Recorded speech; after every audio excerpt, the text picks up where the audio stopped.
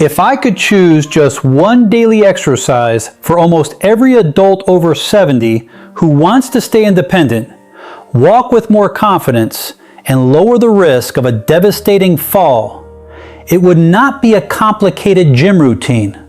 It would not be an expensive machine. And it would not require you to get down on the floor. It would be one movement most people overlook because it seems too simple to matter.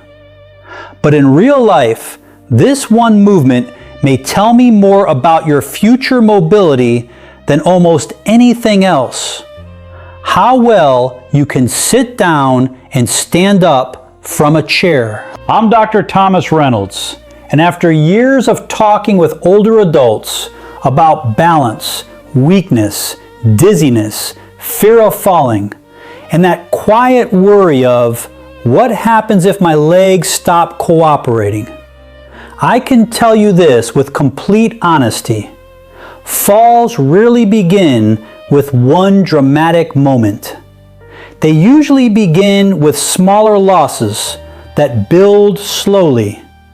A little less leg strength, a little more stiffness, a little hesitation when getting up, a little wobble when turning, and then one day, the body simply cannot catch itself in time. That is why in this video, I want to show you the one simple exercise I wish more adults over 70 did every single day: the chair sit the stand.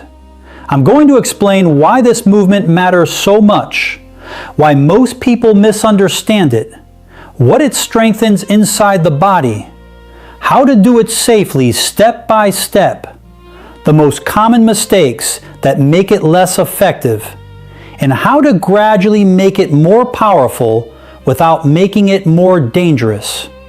And stay with me, because near the end, I'm going to share the small progression that often makes this exercise far more useful for real-life fall prevention than people expect. Because the goal is not just exercise. The goal is keeping your life, your freedom, your bathroom independence, your confidence in the kitchen, your ability to answer the door, carry a bag, get out of the car, and stand up from the sofa without that little surge of fear. And if you're watching today, I'd love for you to let me know your age or where you're watching from in the comments. This community includes people all over the world trying to age with strength, dignity, and clarity. You are not doing this alone. Now, why this exercise? Because getting up from a chair is not just a movement. It is a test of whether the systems that protect you from falling are still working together. Think of your body like a house with several support beams. One beam is leg strength. Another is balance. Another is coordination. Another is reaction speed. Another is confidence. When one beam weakens, the house may still stand. When several weaken at the same time, the whole structure becomes unstable. The chair sit to stand challenges all of these beams at once. Most people think falls are mainly a balance problem. That is only part of the story. Very often the body already knows it is losing stability, but the legs are too weak to respond quickly. The hips do not fire fast enough. The thighs do not generate enough force. The ankles cannot correct in time. The brain sends the signal, but the muscles answer too slowly. So when you trip, turn, bend, or rise too quickly, there is no reserve, no backup power. That reserve matters more after 70. As we age, we naturally lose muscle mass, especially in the legs and hips. This process is called sarcopenia, which simply means age-related muscle loss. If that sounds technical, think of it this way. The engine under the hood is getting smaller unless you keep using it. And the muscles most likely to fade are the very ones that help you rise, stabilize, step, and catch yourself. The sit to stand directly trains those muscles. It strengthens the quadriceps in the front of the thighs, the gluteal muscles in the hips, the core muscles through the trunk, and the stabilizers around the ankles and knees. But it does something just as important. It teaches the body to shift weight forward, generate force, and find balance again once upright. In other words, it practices the exact transition where many older adults feel most vulnerable. That matters in daily life because standing up is not optional. You do it from the bed, from the toilet, from the dining chair, from the couch, from the car. Sometimes you do it while tired, sometimes in the dark, sometimes when your blood pressure dips slightly, sometimes when your knees are stiff.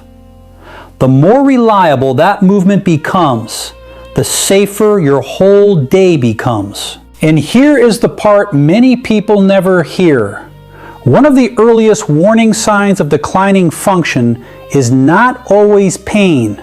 It is slowness, taking longer to rise, rocking back and forth before standing, pushing hard with both arms, needing several tries, avoiding lower chairs, choosing not to go out because getting in and out of places feels uncertain. Common does not mean untouchable. And that is where this one exercise becomes so powerful. So let me show you how to do it the right way. Start with a stable chair, not one on wheels, not a deep, soft couch that swallows you. Use a firm chair with a flat seat.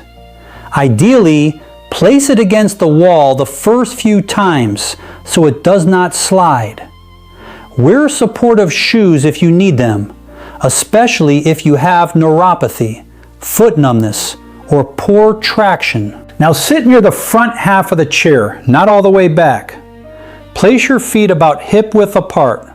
Keep them flat on the floor. Bring them slightly behind your knees, not too far forward. This one detail matters. If your feet are too far out in front, standing becomes much harder and you end up trying to pull yourself up instead of pushing through the legs. Next, lean your chest forward, not rounded like you are collapsing, but forward like your nose is moving over your toes. That forward shift is the loading phase. It is how you bring your center of gravity over your feet. In simple language, it is how you stack your weight where your legs can actually lift it. Then press through your feet and stand up. Do not yank with the shoulders. Do not fling the body upward. Press steadily. Feel the thighs and hips do the work. Stand tall at the top. Pause for a second. Let your balance settle. Then slowly sit back down with control. That last part, the lowering, is not just the easy way back down. It is training too. When you lower slowly, you are teaching the muscles to act like brakes. And brakes prevent falls. A body that only knows how to push, but not how to control descent, is often the body that drops too fast, stumbles backward, or collapses into furniture. So one full repetition is this: lean forward, stand, pause, lower with control. Simple, but not small. Now let's talk about how many. For many adults over 70, starting with 5 repetitions is enough. If that feels manageable, build toward 8 to 10 repetitions. Over time, you may do 1 to 3 rounds, depending on your strength, balance, and energy. Daily practice is often more useful than doing too much all at once. Why? Because the body responds to consistency, especially the aging body. You are not trying to impress your muscles.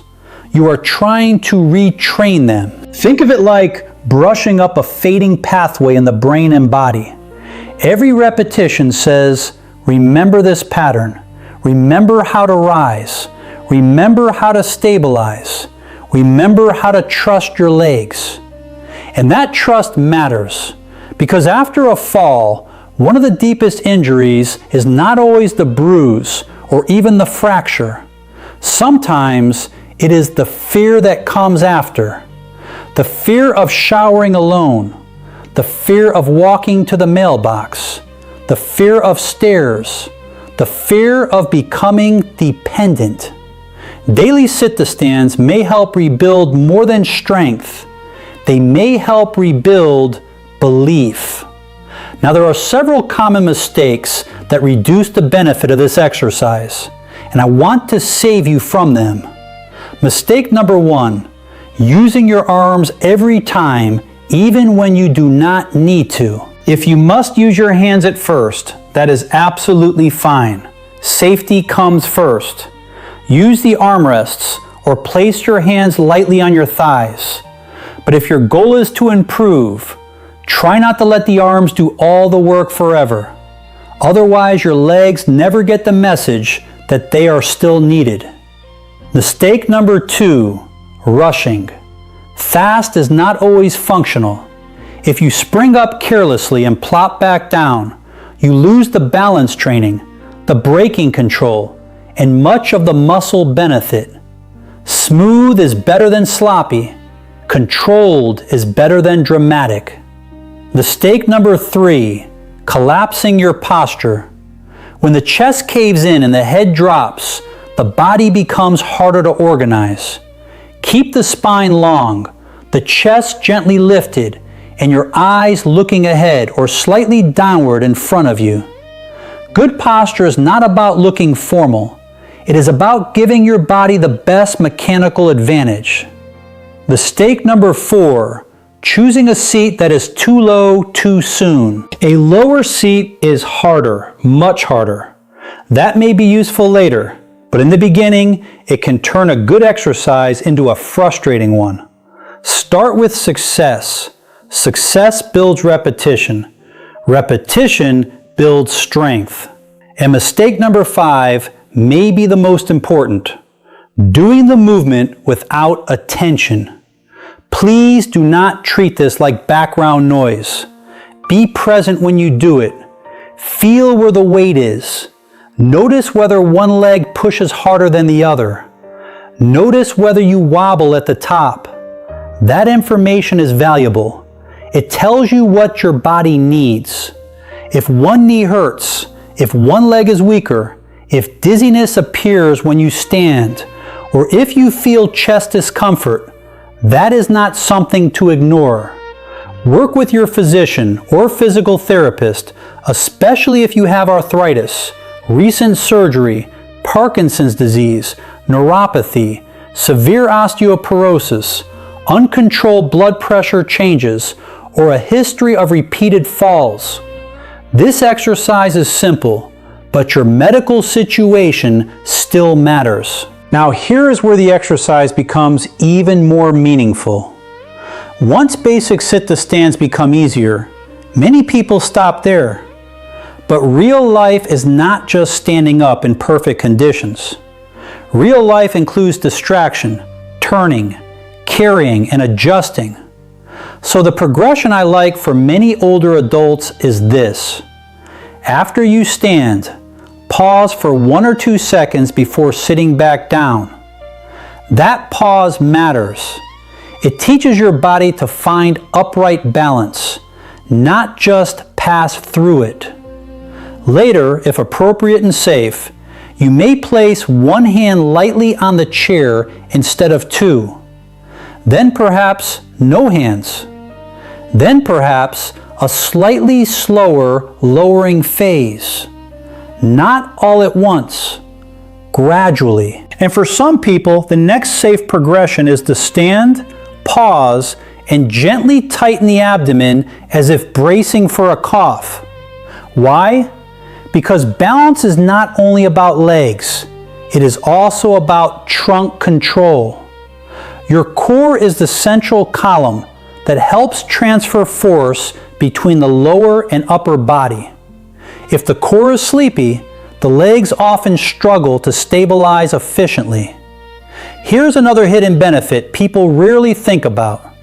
This exercise may help circulation and energy simply because it gets large muscle groups working. The leg muscles act like pumps. When they contract, they help move blood and fluid back upward. For people who spend a lot of time sitting, that muscular pump becomes less active. Then the legs may feel heavy, sluggish, or weak. Gentle daily movement helps wake that system back up. And there is a brain benefit too. Any movement that challenges coordination, timing, and body position can help keep the communication lines active between the brain and the muscles. That communication is called neuromuscular control. If the term sounds complicated, picture electrical wiring in a house. The muscles are the lights. The brain is the control panel. The nerves are the wires. With age, if the system is not used regularly, the signals may become slower and less precise. Practicing meaningful movement helps keep those signals clearer. That is why I do not want you to think of this as just leg exercise. This is a standing exercise, a balance exercise, a confidence exercise, a brain-body exercise, an independence exercise. And if you found this helpful so far, take a second to like the video and subscribe to the channel. I make these videos to give you practical, medically grounded ways to protect your health as you age, without fear and without fluff. Now let's make this even more useful by talking about when to do it. Many people do best with sit-to-stands earlier in the day, when stiffness is starting to lift but fatigue is not built up yet. Morning can be excellent, especially after you have had a little water and a few minutes to wake up. Others prefer late morning or early afternoon. I would be cautious about doing it when you are exhausted, lightheaded, or rushing. You can also attach it to a daily habit. After brushing your teeth, before lunch, after watching the morning news. Habit stacking works because it removes the burden of remembering. And when a movement becomes routine, the body begins to trust it more. What kind of changes might you notice if you stay consistent? For some people, the first improvement is subtle. Standing feels smoother. The first few steps feel steadier. The toilet or low chair feels less intimidating. Then over time, many older adults notice stronger legs, better confidence, improved control, and less hesitation during daily movement. Not perfection, not a miracle, but progress. And progress matters, because the difference between dependence and independence is often not dramatic. It is built from little things repeated well. A stronger stand, a steadier turn, a safer step, a little more reserve when life throws you off balance. If you are very weak right now, please hear this clearly. You do not need to start big for this to count. 1 repetition with good form counts. 3 repetitions count. Using your hands at first still counts. Resting between repetitions still counts. The body does not improve because you punish it. It improves because you challenge it consistently and recover wisely. And if you are stronger than average for your age, this exercise still matters. Falls do not only happen to frail people. They happen to active people who become overconfident, distracted, or slightly deconditioned in one key area. The basics still protect you. So let's bring this home. The one simple exercise I believe nearly every adult over 70 should practice daily is the chair sit to stand. Because it trains what aging quietly tries to take away: strength, control, coordination, and confidence. It meets you where you are. It uses the exact movement patterns you need in daily life. It can be modified. It can be progressed. And when done with attention and consistency, it may help reduce fall risk by improving the physical abilities that help keep you upright in the first place. You do not need a perfect body to begin. You need a chair, a few minutes, and the decision to keep showing up for yourself. That is how independence is protected. Not all at once, not with heroics, but with small, intelligent actions repeated day after day. So if you're over 70 or caring for someone who is, I want you to remember this. Weakness may be common with age, but it is not something you have to surrender to without a fight. Your body is still listening. Your muscles are still adapting. Your balance can still be trained. Your future is still being shaped by what you do today. Thank you for spending this time with me. If this message spoke to you, leave a comment and tell me whether you're going to try this exercise today. And if you want more guidance on staying strong, steady, sharp, and independent as you age, subscribe and join me in the next video.